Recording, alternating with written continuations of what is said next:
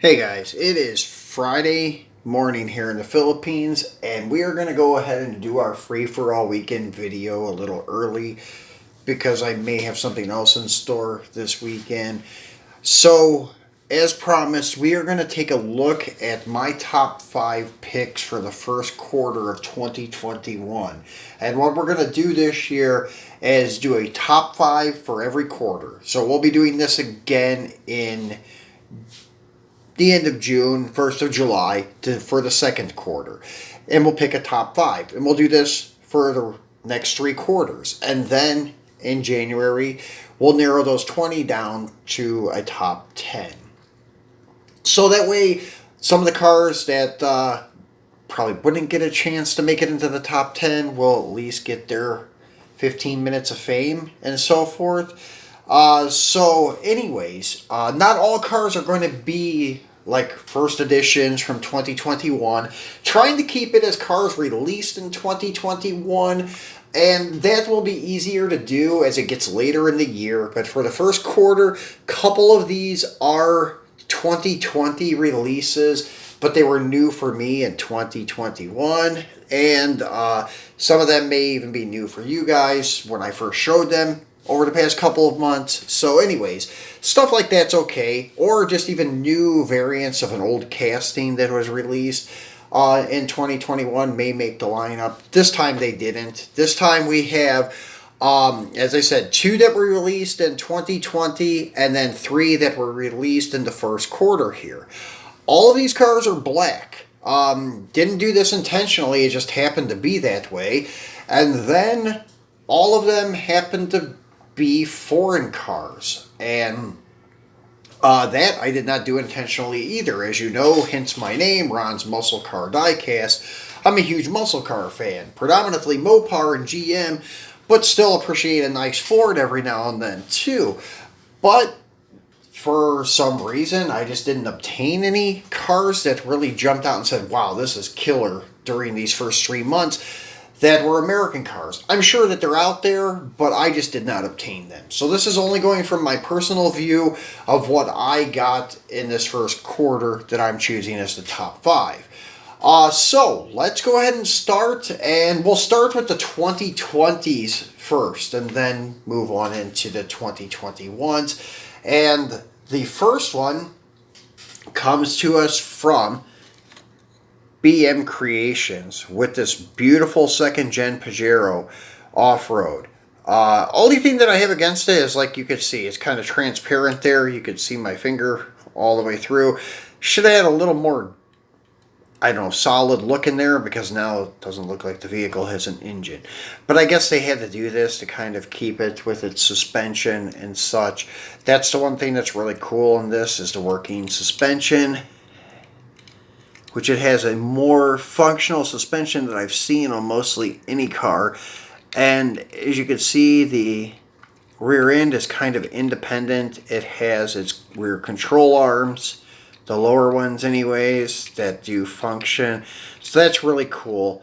It does have the functioning opening doors in the front, which are very hard to open, so I do not recommend to keep pushing on that mirror to get it open. But the door lines, door gaps are pretty good. Has its acrylic headlights and acrylic lenses even on the fog lights and the brush guard, detailed winch, and then the snorkel intake going up the A-pillar on the passenger side. Detailed wheels that are blacked out to match the truck in the matte black. Nice luggage rack with the spare. Then you have back here your rack that would have been probably originally for a spare, but now it's just for storage containers, and that is where we put our gas cans. And these gas cans are removable, so it is multi-piece casting, which is cool. It does come with mud flaps too that I've never installed. I know somebody asked me about this. They said they ordered their own, and they wanted to know what I did about mounting the mud flaps. I didn't mount the mud flaps. I'm not really a big mud flap guy. I think it kind of would take away from the vehicle. That's why I left them off. But the guy I was talking to actually said he was going to wheel swap his with some off-road green light tires, which I think would be actually really cool on this model because it does scream that it needs some bigger off-road tires, especially with the lifted suspension, functional suspension. The only thing that bigger tires will do, it will take away from the functionality of the suspension. But besides that, I agree, bigger tires would look great on this vehicle. So you do have all your details of like license plates, emblems, things like that, even the rear wiper, rear window defrogger.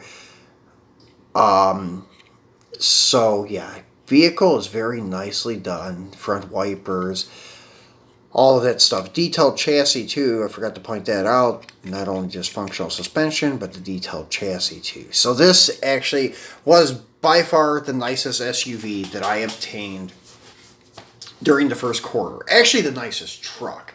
And since I moved the camera and you can kind of see these other ones, we'll go ahead and start knocking them out. These are all Mini GT. So Mini GT takes 3 of the top 5. And not just because I'm a big Mini GT fan, although I am a little biased of Mini GT sometimes, but it is what it is. They make a great car for a very affordable price. So here is the first one that I picked from them. The 190e stock variant. I do like the silver variant because it's the test car. I do like that sleeper look. It looks like a stock 190e that is gutted and caged as a street sleeper. But it is their test car, which it does look killer though as a street sleeper. But I picked the street variant with the 6-spoke style wheels. And the one thing that is a selling point on these cars is that hood ornament, which I am not touching this one again because if you remember from the past video, I actually tapped it too much and kind of broke it loose a little bit. So those are super fragile, so be very careful with your emblems. Nice detailed grille, as you can see the vents, the black vents, even between the horizontal chrome bars you have your vertical black vents, which is very nice. Your amber acrylic turn signals, your clear acrylic headlight lenses, etched in windshield wipers in the windshield, your mirrors, which are plastic, so be careful. They are not that durable like the GTRs. And then you have a nicely detailed chassis, which is screwed down as always. And then all of the side body line details, gas door, door handles, everything's beautifully done. Then you have the rear red taillight lenses, and then the center is acrylic, a clear acrylic for the reverse lenses. You have your single exhaust outlet, your Merc emblem in the middle, the 190 off to the left, and then the other emblem off to the right. So very, very cool. You have your visor on the back window, the rear window defogger, and then your double spoiler. It's like a ducktail and a high wing all in one, kind of like the Cosmics Malaysia GTR that we unboxed during the week. I showed you had the Style 1 and Style 2 wings, which is really cool looking. So this is a beautiful Mercedes. And I'm not a huge Mercedes fan, but that car is gorgeous. It's beautifully done. So, number 3 in the lineup is another Mini GT, of course, and this is the one I call Black Beauty. The one that I labeled as being elegant and evil all at the same time. Very beautiful car. The GT3 Bentley Continental test car. Because this looks like some car that you would see on the street in the matte black, no livery on it, which I love. I have this one and I have the Christmas issue. I did not get the silver with the green band stripe test car. I just got this one because this one just looks like a street sleeper. Kind of like the silver test car 190e Merc. But this is beautiful. You see the Bentley emblems on the deck lid, the red acrylic taillight lenses, the big wing for the GT3 series. Then your little center cap detail, your exhaust outlet, air intake, and then your detailed headlights, the detailed hood, the Bentley banner sticker in the windshield, and one across the spoiler. The roof flap that is cut into the roof, the gas inlet. Beautiful car. Very plain, bland chassis though. Nice detailed air splitter. But yeah, the details on the chassis are very bland, but a lot of race cars have a lot of sheet metal underneath, and they are kind of bland even in the 1-to-1 version. So that just may be the way that they look with the inspection covers and stuff are aerodynamics, not to trap air underneath the vehicle. So nice detail on the rear window, right hand drive. And then this also has rubber, but very stiff rubber mirrors, so be careful with it also. And if you see, the one side has no like real detail to the center caps as the other side does. Not sure why they did that. I'm not a big GT3 fan, just a big fan of this car because it just looks wicked. So that's my number 3 pick. So last but not least with the Mini GT stuff is a R35.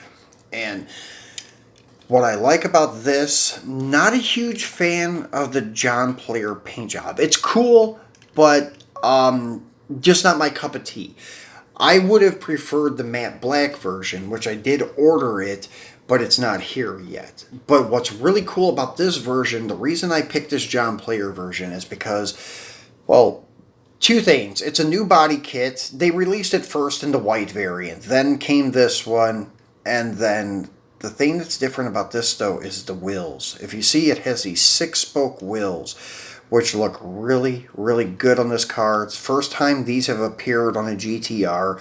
Out of the 50 that they've made, this is the first one with a 6-spoke. The only one with a 6-spoke, actually, right now, as far as I know. Unless the yellow one or the red one or the LBWK white one that's to come actually comes to us with a 6-spoke. This is the only one so far. And it looks really, really good. I love the 6 spokes. Love the silhouette body kit.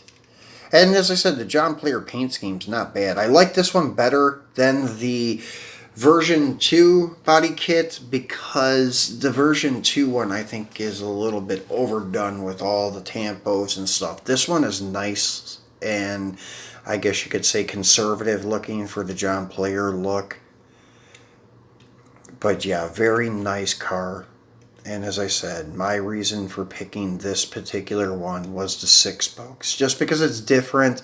And the silhouette kits I do love. So that is the selling point for that GTR. Because the GTR, as we know, was one of their first cars. And it is really, you know, nothing special. Although I do love them. I think I've got 38 of them now. Something like that. But still have a lot to go. I think there's 50, as I mentioned just a moment ago, 50 different variants that they have. The wide body GTR from Liberty Walk and Pandem. Then if you want to include the pop racing ones, then there's probably another 5 or 6 pop racing variants, which is a different casting, but so are the Pandems and the Liberty Walks, but I just prefer the street variant wide bodies. So these are our first 4. 3 from Mini GT, 1 from BM Creations. The last one is a name that I never heard of before I found this model, is Yuanli. And I had to pick this one. This is also from 2020. This is your Pullman W100 limo. And I had to bring this back. This is a beautiful car, highly detailed. As you can see, the front end has the same details like the Mini GT. The Merc hood ornament is beautiful. The headlights are beautifully done. The wipers, they are actually separate pieces. They're not just etched into the windshield. They are actually separate pieces. And then you have all of your window trim, and all these windows on this Pullman makes for a lot of window trim, so it looks really good. Chrome door handles, so that means like the door handles are actually separate pieces. The wheel opening trim is actually separate pieces. The rocker trim is also separate. This is a very highly detailed multiple piece 164. This is actually one of the nicest die-cast 164th vehicles I've seen for details and having multiple pieces. They make a lot of nice resin kits with a lot of like chiseled body lines and such that look killer, but for multi-piece, this is the winner in my opinion. And it does have steerable front wheels, as you can see. Very nicely detailed hubcaps too, with the Merc emblems on the little center cap, chrome wheels, nice white walls. Your side mirrors, which are chrome, and it's fragile, but it's also made really good. It's not like if you touch the mirrors, they're just going to break. Same thing with the hood ornament. Much more durable than the Mini GT hood ornament. The back end is highly detailed. As you could see, even the acrylic taillight lenses are multi-piece or at least multicolor. You can see the amber turn signal, then you can see the clear center for the backup lens, then the red for the tail light and brake lights. Very beautifully done. The Merc emblem on the deck lid, and then you have your 600 emblem on the deck lid. And these are not tampos. These are actually emblems that are on there. So very, very nice.